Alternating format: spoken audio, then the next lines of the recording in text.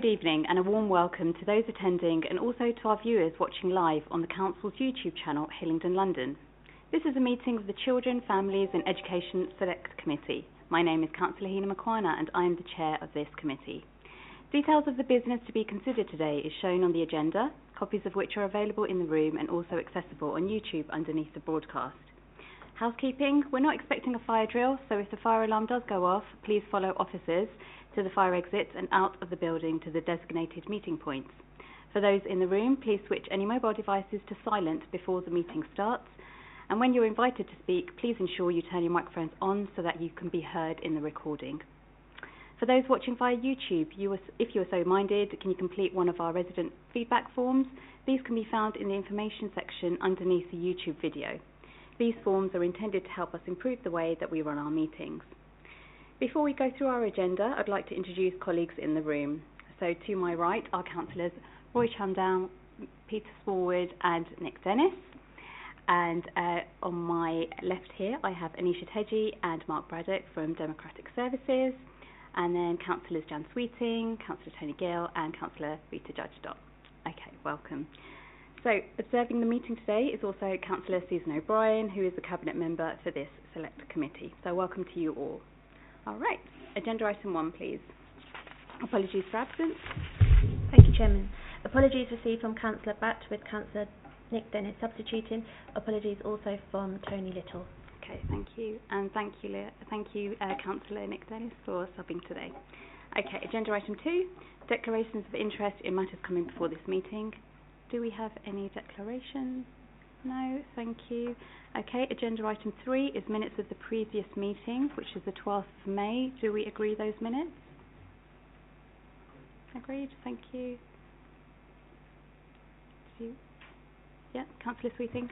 Yeah, there was one issue that the previous committee that had the remit of the education brief about the number of children, the January audit of child numbers, and there was also information about the Year 7 allocation of Year 7 places for this September. I found that very, very useful, and I hope that it would be able that this particular piece of information could be shared with the committee with the Chairman's approval.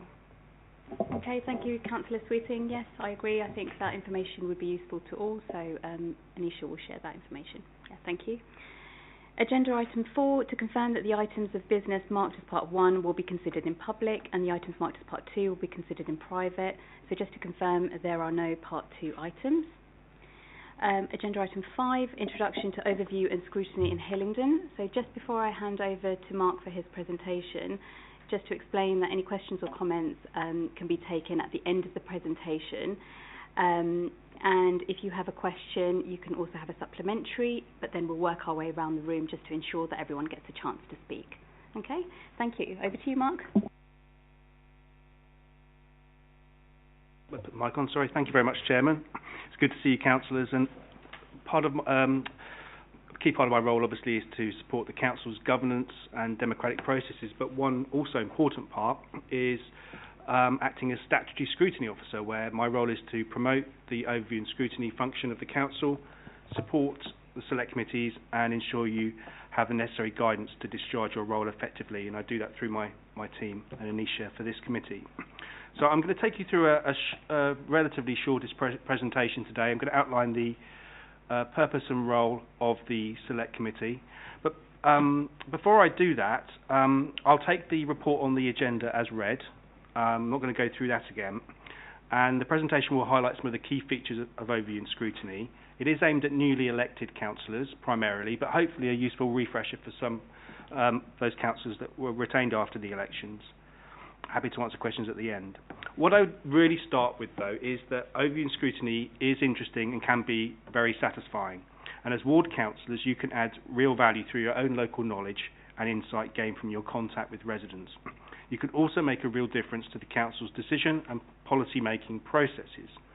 Such committees have helped shape many council services over the years, made big changes, small changes, and some have made changes nationally. However, I recall one committee review back in 2012, and it's quite pertinent to this committee, small review, but the committee investigated a special grant the council provides to children in the council's care when they leave that care and transition to independent lives. The committee heard from witnesses, took evidence from other local authorities, and importantly the care leavers themselves about the cost of them transitioning, if you like, to live independently from the council. That led to the committee, amongst other findings, to recommend an increase in that grant by at least 50%. It went to the decision-making cabinet. Cabinet approved it, and it was added to next year's budget. Now, that simple yet meaningful change has probably made a real difference to the lives of hundreds of people in Hillingdon since. So that's just a small example. Right, let's go through the quick summary of the presentation. Purpose and role, I'm going to go through how select committees will work, or do work rather. The scrutiny call-in process, there's an app for that, which I'll come on to later, and I will be sending you details about how that works after this meeting. I'm going to skip that fourth item, effective policy reviews, because you've got that on for your July agenda, and you can read about it in your handbooks now. And then some essentials at the end, scrutiny do's and don'ts. Context, just to put overview and scrutiny in context, you've got the council's governance structure there. You can see the full council in the middle clearly, that you will attend, and only a few weeks ago at the AGM. You have the executive of the council at the top. That's the leader and the cabinet, who make the key day-to-day and strategic decisions impacting the borough. And on the left-hand side, you've got our quasi-judicial or regulatory committees, licensing and planning you'll be familiar with. At the bottom, we've got our partnership bodies, things like the Health and Wellbeing Board. And then on the right, a very important arm of our democratic governance arrangements, overview and scrutiny, and the select committees. This next slide is very basic, so apologies, but I do use it in slides for new staff to get them a bit of an understanding of how local government works. In a nutshell, nationally, we have Her Majesty the Queen, our sovereign. Locally, we have our equivalent, First Citizen, Councillor Hager this year. Nationally, we have the Parliament, there's the House of Commons in particular, the Legislature, and we have our full council meeting that makes the key policy budget decisions. Nationally, you have the government, and there's the cabinet, the heads of the government, and the Prime Minister. And locally, we have Hillingdon's cabinet and the leader of the council. And then in Parliament, you have select committees that hold the government to account, write reports and make recommendations. Just the same here. We have select committees, like this committee, that do that sort of role locally. And nationally, you have the civil service supporting the government and the Parliament, and then you have the local government officers working there, who do work in much better conditions than that. It's a very old photo there, so there you go. Just the context. So going through the law, in relation to overview and scrutiny committees, by law, they're established to assist in the development of council policy, question and evaluate the actions of the cabinet before and after they make decisions, and have the power to make reports and recommendations to cabinet and sometimes the full council on those matters. We must have in law a committee to scrutinise our health services. That's not this committee, it's another one, and also a committee to act as our crime and disorder committee to scrutinise the Safe for Hillingdon partnership, which includes the police. Again, that's another select committee. There's the structure which you will have seen previously in council reports. We have 5 select committees which very neatly align with the cabinet portfolios. It's a first really neatly aligned, so it's very clear and transparent and accountable in terms of the democratic governance of the council, who's responsible for what. Although not on that chart, the council services headed by directors are also neatly aligned with cabinet portfolios and select committees. So it's much easier now to know what services you're reviewing and who is accountable for those. So what is your role here in this select committee? Well, you're here to challenge, scrutinise and monitor local services and issues under your remit. You're here to act as the statutory check and balance on the cabinet, be constructive, but sometimes you may need to be a critical friend to the cabinet when required. The key role is to propose and drive forward improvement through your reviews and your work that you do. and use your own local knowledge. That's really important, that you've gained going out and about on the streets with speaking to your residents. A lot recently with the elections campaigning, you'll have heard a lot of you'll have had a lot of feedback from residents, and use your role here to amplify the voices of your residents, on matters that relate to this select committee's remit. Now, select committees do have some powers in law. You have the power to call in a cabinet or cabinet member decision just after it's been made. I'll come on to that later. You have the power to send a report to cabinet and council. So when you do your a review into a matter and you write a report, it has to be considered by the cabinet. They can't just not receive it. You have the power to require the attendance of officers and cabinet members at select committees, although this is very rarely used, and I can only remember one time I've ever been here it's been used. Cabinet members and officers do attend willingly to select committees, so we've not had to use that power. And you have the power to request certain information, which I'll come on to later. And there is one committee chaired by the Councillor Dennis that has the power to refer matters to the Secretary of State in relation to health proposals. Now, you don't, in light of all that, there's one power you don't have. You don't have the power to make any decisions. Fortunately, you don't have the power to do that. That's down to the cabinet member, the executive that make the decisions. But you have the power to make recommendations, which is just as important. Okay? So you've got three roles. I'm going to outline them there. For 2021, these three roles, scrutiny, policy review and overview, they were separated out a bit amongst different committees, and there were some councillors that used to sit on what was called the Executive Scrutiny Committee that just focused on this part of the scrutiny role. Now we've brought all those three roles, 1, 2, 3 there, into each select committee, so you undertake all three of those roles. Now here's your remit. The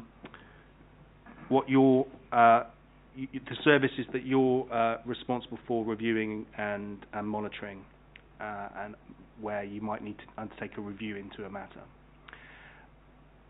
The cabinet member that you undertake the overview and scrutiny role in relation to is Councillor Susan O'Brien.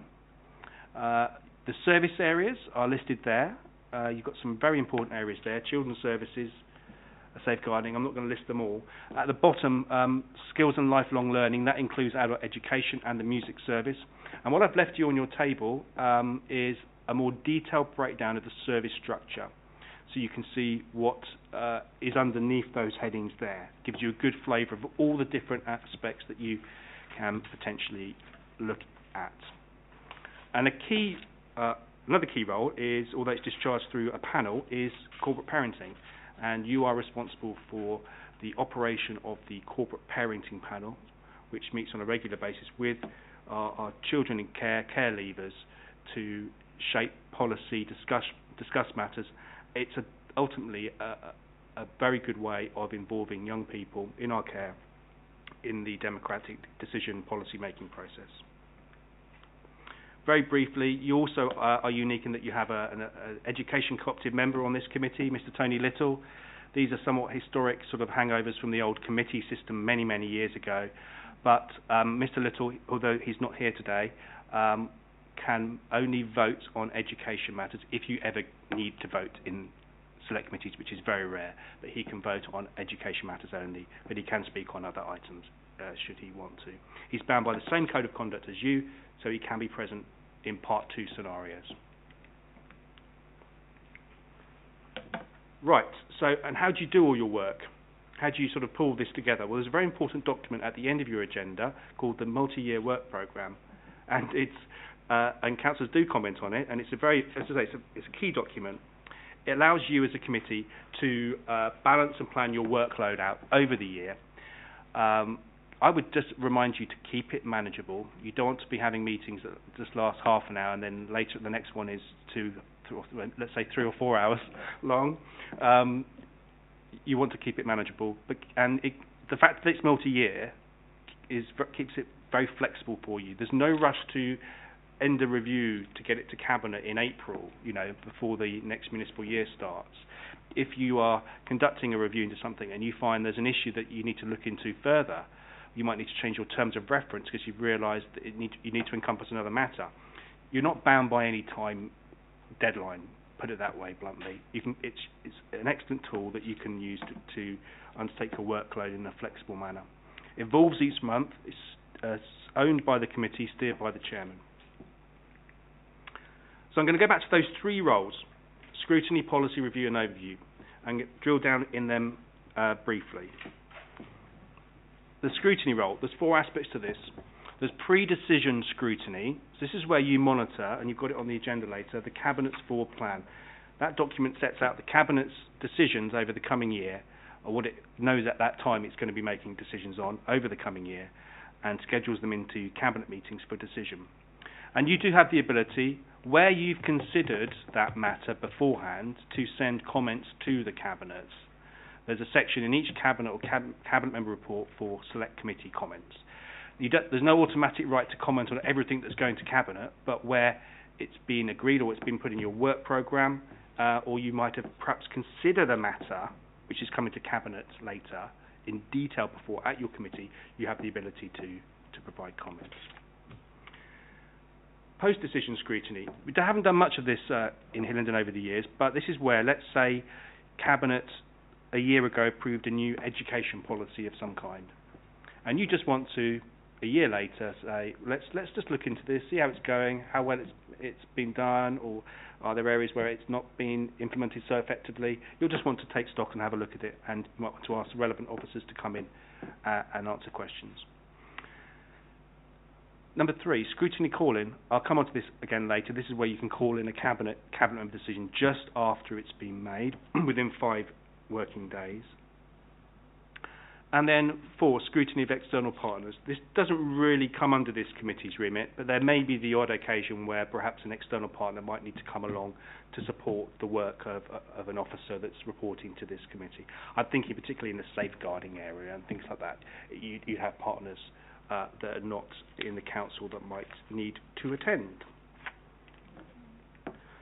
Your policy review role, your second role. So this is, again, in 4 parts. You have your committee-owned reviews. These are your primary activity, where you select, through a selection process, which you'll start discussing at the July meeting, a topic to either do a quick review or perhaps a more in-depth review into. And that will involve witness sessions, where you'll call people in. You'll have a range of tools at your disposal to do that. You might need to go on a site visit. You might want to have some informal workshops. You might need to undertake perhaps a survey or consultation of some kind to elicit that views and get that evidence and data. Ultimately, you'll develop your findings and make recommendations which will go to Cabinet. That's a primary activity of this committee. Past policy reviews, where a previous select committee has undertaken a review, it's gone to Cabinet and Cabinet's agreed it. You might want to say, well, let's look at that in a year's time and let's see how our well, not this committee, but a similar committee's recommendations have been implemented.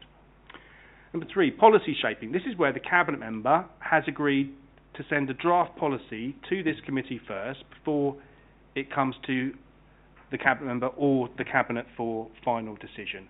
And I think in the education area, this is quite well used, and I know Councillor O'Brien's quite keen to get select committee views where possible, where feasible, and where practicable. But you know, it is a useful role for councillors to be able to help shape council policies as they are developed, particularly if they're out for public consultation. There's no reason why the committee cannot also receive that to consider. And number 4, policy framework documents. These are our key council plans that go to full council, and there is a statutory requirement in law for select committees to be consulted on those. Final role, the select committee, is your overview role, and this is pretty straightforward. This is where you monitor services within your remit. You look at performance of those services, key performance indicators, for example. You might want to receive reports on them and ask questions of officers how our service is performing. You can also receive reports on topical matters if you, as a committee, decide something could happen outside in the borough that could be quite significant, and you might want to say, well, let's get a report to the committee because we want to find out more about what's going on this matter. And then the budget. You have the opportunity to review the budget twice a year, and then also submit comments to Cabinet. What I would just add is, as part of the emerging council strategy, which you've got on your agenda for the July meeting, the Council is developing a performance cycle, a performance reporting cycle. So at some point later in the year, maybe next year, the committee will start to receive regular quarterly performance reports on matters within its remit. Yeah, that's it on that slide. Right, I'm going to talk about the scrutiny call-in app now. This is the ultimate check and balance on the Cabinet and the right to delay a Cabinet or Cabinet member decision just after it's been made, to allow you as a committee to consider it further. You can't stop a decision being made, but you can delay it. And the guidance nationally says it should be used exceptionally, and where councillors feel they need to intervene because that decision the Cabinet or Cabinet members made needs to be revisited or possibly changed. There's no criteria I can really give you that's in guidance as to what can and cannot be called in, apart from the more technical aspects. You can't call a decision in that's going, for example, that is to note. Cabinet has noted something. There's no decision there. It's quite straightforward. But where you can call a decision, in terms of the criteria, it's ultimately down to councillors' own particular feelings. I have to admit, sometimes it can be political. Sometimes it's because that councillor might not believe in that particular policy and thinks that policy should be done in a different way. Whatever reason, individual councillors on select committees have the ability to call in such decisions. Now, to do this, we have an app that we use, and it's an automated process. And it's done outside these committee meetings. It's initiated by councillors on the relevant select committee. So let's say when Cabinet makes a decision on a matter, the decision notice is published the next day, and as part of that decision it will say which select committee could potentially, in exceptional circumstances, or which members of which select committee could call that in. And on that decision notice there's a link to the app, and the councillor clicks on the link, and away we go to a form, and you can access it on your mobile or laptop, and you click on the link, you click on new call-in request there. You come to a very simple form that you can fill in as the councillor that wants to call this decision in.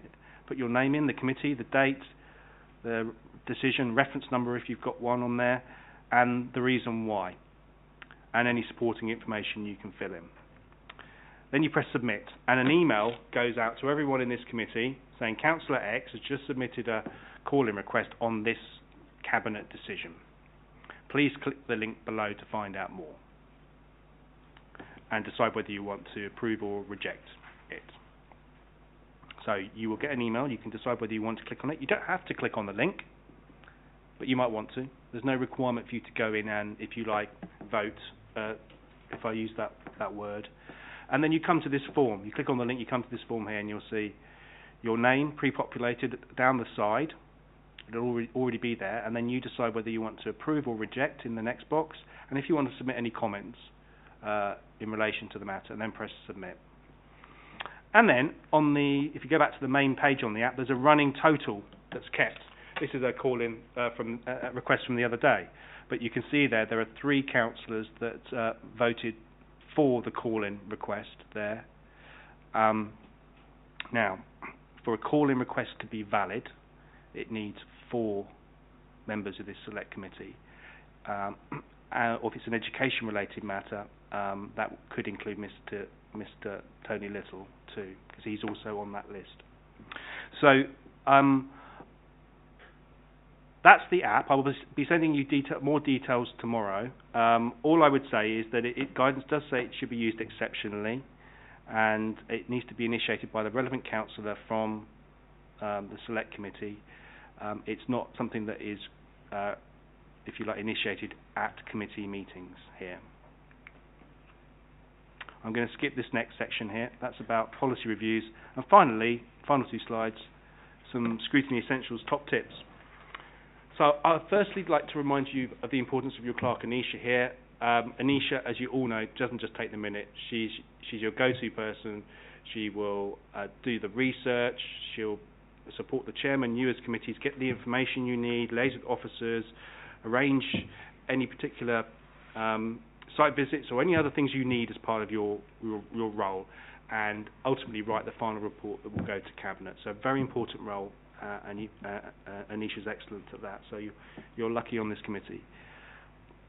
Rules and guidance. So I've left in your agenda pack Chapter 6 of the Council Constitution. That sets out the rules around overview and scrutiny. That's just your rule book, really. And then at the end of that, there's a very interesting protocol on the relationship between Cabinet and scrutiny committees, select committees. It's important to have this because the importance of engaging with the Cabinet member about what you are doing, I cannot underestimate, and vice versa, the importance of the Cabinet member perhaps engaging with you on matters as well. So, for example, the protocol talks about how Cabinet members should seek to sort of suggest perhaps potential reports that you might want to consider before a decision is made, and we've got examples of that. And you will want to perhaps run informally past the Cabinet member some early thoughts about your findings or your recommendations to make sure they're feasible and practicable. There's nothing worse, and we don't really have this in Hillingdon, where you've spent all your time and effort for months preparing your findings, the Cabinet member has not been engaged, and you come up with a proposal which is going to cost, I don't know, £10 million, and we send it to Cabinet, and Cabinet just doesn't agree it. Now, that's not going to happen because we have that protocol and we have good systems in place to make sure you work sort of collaboratively together with each other, recognising the independence of the overview and scrutiny function as well. Access to information. All I would say on this, it's a case-by-case basis, but generally you do have access to a lot of information in relation to the role and the work that you are doing. So let's start off with Cabinet papers, for example, or Cabinet member papers. You have access to all published Cabinet member reports, including those that are confidential in nature. Now, that isn't an automatic right for all councillors or even all select committees, but it is for a select committee where it's under its remit. We don't need to worry about that here because we have a general rule across Hillingdon that all Cabinet reports, whether they're public or private, are made available to all councillors, so you get that information. What you don't have automatic access to are draft reports or reports that haven't been published by Democratic Services yet.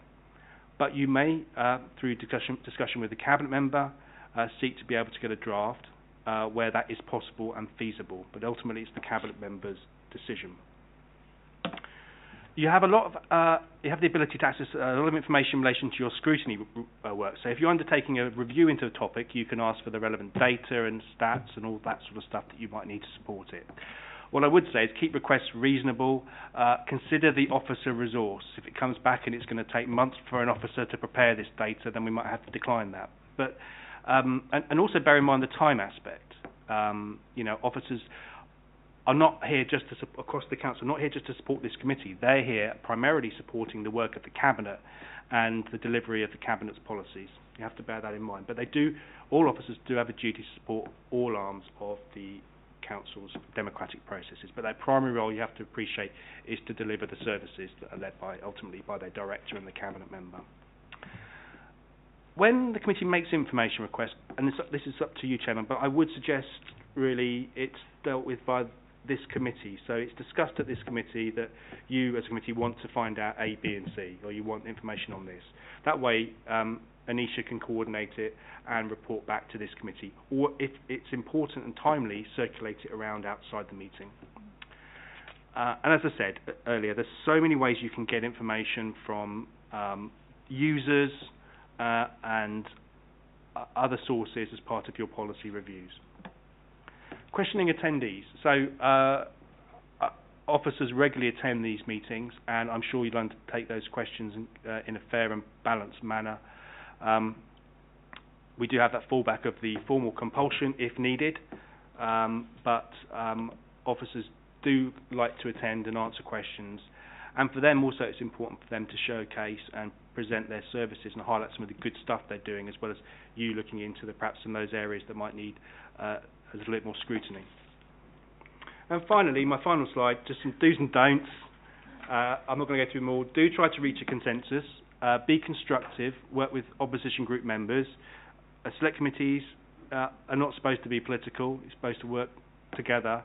I appreciate they can be at times, but the general rule of thumb is that they're not. Do challenge officers and cabinet members if they attend, ask for that evidence, and do consider your questions in advance. If you've got on your agenda a list of the witnesses coming, the people coming along, think about the questions you might want to ask them. And if you're not quite sure, getting your questions right, just run them past Anisha and she can give you some advice before the meeting. So that's not a problem at all. And some don'ts, I'm just going to focus really on the last one there, individual complaints. These committees are not the forum to raise a specific complaint that a resident has contacted you about that you've received, ultimately because of the danger of talking about them personally. But you can raise, if you like, complaints or issues you've received from residents in an anecdotal way. So you could talk about the fact that you've received a complaint or complaints on this service, and you just think that might merit some scrutiny of it or whatever. So I just factor that in and bear that in mind. Chairman, that's it from me. Happy to answer any questions. Brilliant. Thank you, Mark, for your presentation. It was really useful and very informative, so thank you very much.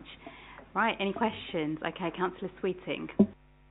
Again, I would like to thank Mark, for keeping us on the straight and narrow and all that information which is provided for all of the select committees.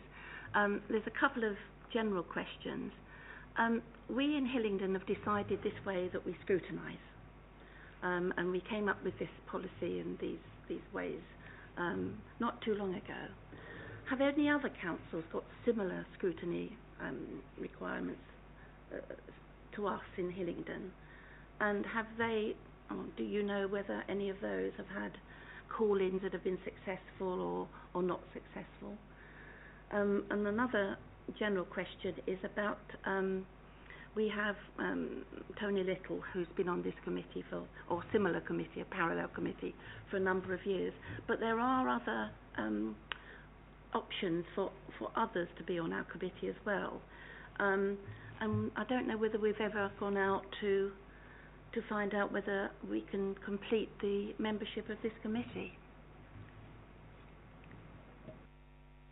Thank you, Councillor. On the first point, other local authorities, well, I think each local authority is different because of the political dynamics, the way their councils are structured. Ultimately, it's up to each individual council to decide their overview and scrutiny arrangements. There are certain things in law that they need to have. Some of the things I've discussed with you today about at least having a committee that undertakes the health scrutiny role or whatever. Some councils may have different call-in thresholds, the ways you could call in a decision. It might not be via the committee. It could just be a number of councillors that are not in the cabinets that could do it. There are different ways, but ultimately it's local choice in that respect. I can't say whether there are lots of other councils out there exactly the same in terms of Hillingdon, but I can look into that in more detail for you. But what I would say is that our arrangements have evolved over time based upon best practice and innovation elsewhere, and in particular the scrutiny call-in app I think is a first in the UK. On the second question, yes, you're right. I mean, there's the ability to have other faith representatives and parent government representatives, and there was an attempt many years ago to look at trying to do that, but I don't think there was much sort of take up as a result. But happy to speak to you outside the meeting about that, Councillor. And I think it would be good to try again, actually. Thank you. Okay, thank you, Councillor Sweeting. Councillor Smallwood. Thank you very much, Chair. My question is around the part 2 of the non-councillor members of the committee. That wasn't quite, just to be clear, that's only for education matters that they can remain in the room. Is it only on education matters or all matters? And in relation to the app, does it have to be a majority on this committee? So if this committee was to expand, would it have to be a majority of the committee that did the scrutiny? And I think it's brilliant that the council's leading the way in that kind of thing, and I think it's really innovative, so it's exciting. Yeah, absolutely. So the education representative has signed the members' code of conduct, so bound by the same rules in terms of confidentiality as yourself, so can remain for part 2 discussions, but clearly only vote on education matters. Sorry, what was the second question? Was on the just around a majority being needed on this committee. Obviously, there could be 7 on almost, I think, is every other one, but this could have more. Does it not need to be a majority of members? Yeah, majority of members and co-opted members. Okay, thank you. Any other questions or comments? Okay, Councillor Sweeting. It's just a general comment. I mean, you've likened us to what happens in central government with their select committees, but often when I've watched the important select committees, they've not always had discussions that have split on party lines. You know, sometimes you've got one party agreeing with the other party on and I hope that we can sort of come to those sorts of conclusions as well in our select committee. Yeah, I agree. Thank you very much. Okay, thank you, Mark. Oh, sorry, Councillor Chamdale. Thank you, Chair. All the committees I've been on, I don't think so I've ever seen anything about ranging on political basis. It's all been on what's been presented to us. It's all been very amicable, and the teams have always worked together. I think that's what's really unique about Hillingdon, is what I've seen for the years I've been a councillor. All councillors have worked together to make sure we get the best value. Thank you. Yeah, thank you very much. Okay, Mark, thank you. You're welcome to stay, but you're welcome to leave. Thank you, Chairman. Okay, agenda item 6 then, a membership of the corporate parenting panel. Can I pass over to you, Nisha? Thank you. Thank you, Chairman. So, further to what members heard earlier on today regarding the corporate parenting panel, the purpose of this report is to enable the committee today to update the permanent and substitute members of the corporate parenting panel, and this is following the local election. Okay, thank you. So, do we agree with the recommendations? Okay. Councillor Smallwood? Chair, can I just confirm what the two X's mean under membership? Because we're confirming a membership, and it'd just be handy to know who the Labour sub is going to be.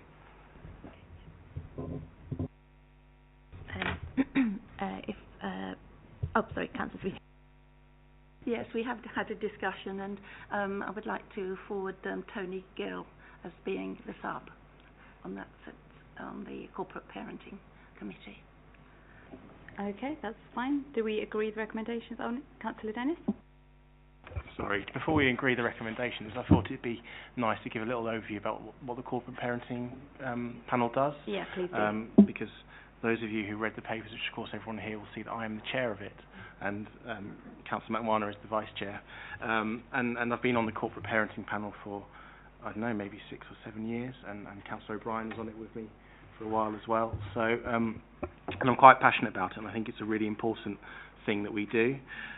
So I'd like to just basically draw people's attention to, on page 33 at the top, we've got the terms of reference, and there are 3 bits of the terms of reference I really want to pick out. And the first one is championing, and this is so important because essentially we are the parents of these children, about 500 children.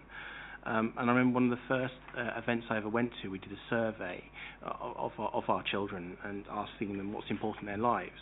And one of the things that came out to me was the thing that they felt like they were really missing was love. Now, how does a corporation give love to children? Absolutely a really, really important challenge to us, and a challenge to us to remind us that we are their parents. This is an extremely important relationship we have with them. And alongside that, of course, we've got the safeguarding and safety, making sure that our children are safe and are able to be a part of our society. So the second bit, which I wanted to draw your attention to, is directly engaging the children. Now, the corporate parenting panel, I hope you'll all be able to come at some point to watch it. We have members from our children care councils come along. They're an active part of the meeting. They often lead on sessions. One of them's a co-chair with me, and their voice is very, very strong in our meetings. And the meetings are excellent and really interesting, mainly because of their involvement. So that is very, very important to us. Because we want to hear their voices, and we've developed initiatives such as for our residential care homes. Now, some representatives of the Children in Care Council now go around and do an inspection themselves and provide a report and give them marks. And also when we have recruitment for senior positions, we have members of our children who sit on the panel. So getting the voice of those children within what we do is so important to us, which is very, very important. And the third point I want to raise is the improving outcomes and life chances. And this is something that I'm really passionate about, because the other thing I think as a parent, which you do, and you don't know you're doing it all the time, is basically show your child about what's happening in life, give them opportunities, give them encouragement, and again, as we are their parents, it's really important that we do this. So obviously we've got the education piece, but what's really important about the education piece, I think, is looking at the journey all our children make, and individually so, because of course you can look at the flat statistics, how many people get A-levels, how many people go to university, all this sort of stuff, and that is important. But ultimately the journey of these children is absolutely key, because they're all coming from different places with different challenges. And another part of that is opportunity. Now, I recently organised this thing called a day in law, because I'm a lawyer for my sins in my normal life, and where we got 10 of our young children, people between 15 and 17, to come down, and I showed them what a law firm was like, and we did a mock sort of argument case and all this sort of stuff, and it was to sort of expand their horizons. Now, I know me and Councillor Makwana are very keen on this idea, and one of the things we want to do is we want to find out the sort of the knowledge that we all have as councillors, and see where we can transfer that to our looked after children. And it's part of the process. We'll be matching up the right children at the right age at the right time, but we've got so many skills as councillors that we can sort of open doors and show our young people what is possible, because to be honest, I never knew what was possible when I was young, or I had only a certain, which is why I'm ended up sat here possibly, but that's another important thing for us to think about. And just very briefly, we have 4 meetings a year. We try and do them thematically, so health, safeguarding, opportunity, and then the final one, which is what have we achieved this year. Our next meeting on the 20th of July is basically a summary of what we've achieved this year. So I think that'd be, if you're free between 5:30 and 7, I think that'd be a really good one to come and watch and see what's going on, and also as well to the the cabinet member who's also responsible, very, very, very well invited to this as well. So, and the last thing I want to say is that I think we've got a really good officer team in this area, and really positive and interested in doing things and going beyond the sort of in the box sort of things that social workers need to do, so it's mainly Alex, Taz, Helen and Catherine on the virtual school stuff, and they all tell me they watch this meeting, so that's why I've given them a shout out, so hello. But yeah, so Chair, I just wanted to sort of just basically give everybody here who wasn't aware exactly what it's about and what we do, but please do come to our meetings and see what we're about. That's brilliant. Thank you so much for sharing that information. It is very, very important, the work that goes on in the corporate parenting panel, and our responsibilities as corporate parents is again very significant, very important. So it's good to get that overview and the insight. So thank you for sharing that. Any other comments? Yes, Councillor Sweeting. Well, I'd like to thank Nick for very enthusiastic explanation of what the corporate parenting panel is all about. I know that the other committee that morphed into this one also had quite a lot of information that was shared with the committee members, and it came to you, Chair, on, I'm looking for the date here, the 26th of the 7th, 21, and that was providing quite a lot of detailed information that maybe could be shared with us all, the new committee. That came from Councillor Cawthorne, who was the chair of the previous committee. Yeah, that's fine. Happy to, through Anisha, to share the information to the committee. Absolutely. Right, so do we agree the recommendations? Perfect. Thank you very much. Okay, moving on to agenda item 7 then, which is the work programme. So just a quick update from me. So in preparation for the July meeting, it would be really helpful if we can begin to think of potential topics for our review. So if you have some ideas now, then you're welcome to share them, or alternatively you can email them to Anisha. Has anyone got anything to share at this moment? Councillor Sweeting. Well, it's a subject that's very dear to my heart actually, and that's youth services. We in West Drayton have lost our youth centre. I know that we're getting a lovely leisure centre, but we've lost that. And I know some of the other facilities that Hillingdon have got have been used via the pandemic for various activities, but it would be really good to have a thorough look at our youth service. It's something that we've been asking for some time, and because I know that the council has had plans for the youth services some time ago, when in the previous administration actually, but we've never got to the stage like we did with other services, of having a really deep look at youth services, and so I would suggest that topic. Okay, thank you. I'm sure that Anisha's noted it, and we can take that away and have a look. Anyone else? Yes, Councillor Judge-Stott. Hi, thank you, Chair. I would like to know what the current model is for children's centres. What services are currently being provided, how many children's centres.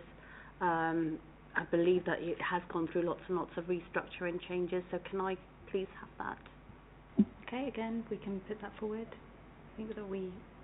Yeah, go on, Mark, yeah. Chairman, thank you. Just on the policy reviews generally, there's a report coming to the July meeting which helps set the scene of how you may wish to, as councillors or as a committee, select potential topics. Includes, for example, a scorecard for you to try and sort of score that idea, that topic, to know which one perhaps will add the most value to the council and the community. Suggestions from topics come from a variety of sources, not only committee members, could be from the cabinet member, could be from officers, could be from outside members of the public.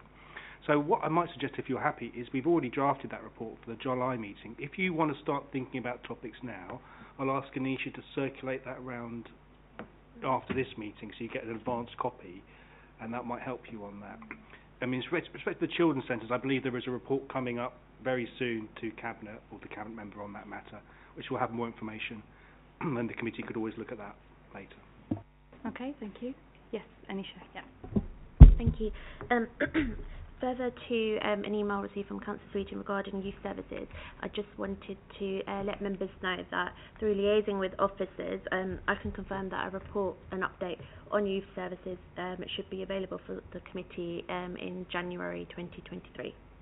So if members are happy with that, we can add that to the work programme. And secondly, if I may, the committee has been asked whether it would be minded to remove the policy for infant and junior school amalgamations from the work programme. So that was due to go to the committee on the 20th of July. And the reason for this is that this policy is an update to an existing policy, and it may assist in streamlining reporting to the committee so it can focus on other matters if the committee is minded to remove this report. Thanks. Okay, yes, yeah. Okay, Councillor Sweeting. I must admit I am very disappointed that the youth services report is going to slip until January.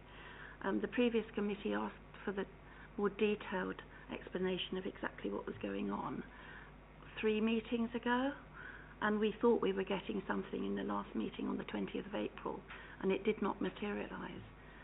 I mean, so we're talking about January 2023. I mean, that's so. I mean, I would like to list all of the issues that I have concerns about and share them with the committee, just to see where we are with the fact that we've got 3 of our youth centres that are closed. 1 has been demolished and only 3 are working. So I'd just like to know a little bit more about what's going on. Yeah, thank you, and I think that your concerns have been noted, so we will get the update in due course. Anyone else? Yes, Councillor Gill. Thank you, Chair. Just looking at the report from 2021, shouldn't the 2022 one contain the quarterly school place planning report? Just from the reading, I think there were 100 students that were unplaced at the moment. What page is that? It's you can jump in here. If you looked at the previous meeting of the committee that had education in its remit, it had 2 things that were supposed to come to the July meeting. Looking at the yearly audit, the 2, one of them would be the quarterly school places audit, and so that's not coming to July, that slipped to September. And the reason why I think it's important that it should have come to July is that we have got the issue of the very tightness between Year 7 places and capacity, which is in the information that is going to be shared with this committee, which shows that there are still a number of children without there are sufficient capacity, but there are a number of children that have not had a selected school place for this September in our secondary schools. So it would have been good to have had the school place report coming to the July meeting, which it should have been, looking at the previous year. Okay, thank you. So going forward, I think the idea is that we'll have the reports biannually, and the reason for this is that it just makes the process a bit more streamlined and avoids a lot of duplication of work. So the idea is that we'll have a report at the start of the academic year, so in the autumn term, reporting on the aims and objectives with the current position, and then a second report that comes out maybe in the summer term to provide an update on school planning and the programme going forward. Okay. Right, any other questions, comments? Sorry, Councillor Smallwood. Thank you very much, Chair. I wondered if we could have a look at what I've deemed practical learning. This government has pushed hard to get away from that sort of massive push of everybody going to university that we remember well, and trying to get people into apprenticeships and more practical things. And I've heard about the great work I believe Queensmead are doing with engineering GCSEs, and many of our FE colleges across the borough and FE providers are doing in things like construction and things where people use their hands, and giving young people those kinds of careers. And it'd be interesting to see how that is being married up from that secondary through to possibly FE education, possibly through to apprenticeships or people taking on people. I think that would be a fascinating piece of work that we could do, and would be exciting for the young people in the borough. Okay, thank you. Councillor Sweeting? There's a couple of recommendations I would have for the regular service monitoring. I know that we've got to keep it to reasonable levels, but maybe we could have an update of where we're going with the safety valve arrangements, and are we meeting the timetable set by government? A second one is the sort of update on the work being done. I mean, the close work being done between schools and the council on the issue of improving standards in our schools. I know that there was a report that came to the previous committee some time ago, and it would be good to know how that is working, because we've got some schools that for whatever reason are in need of improvement, and they seem to be in that situation, and I know that the council is working very hard in that role of trying to improve some of our schools that are in that category. Okay, thank you very much. Great. I think we've got quite a few ideas just bouncing around the room, so that's great. Can we then move on to agenda item 8, which is the forward plan? Do we have any... Oh, sorry.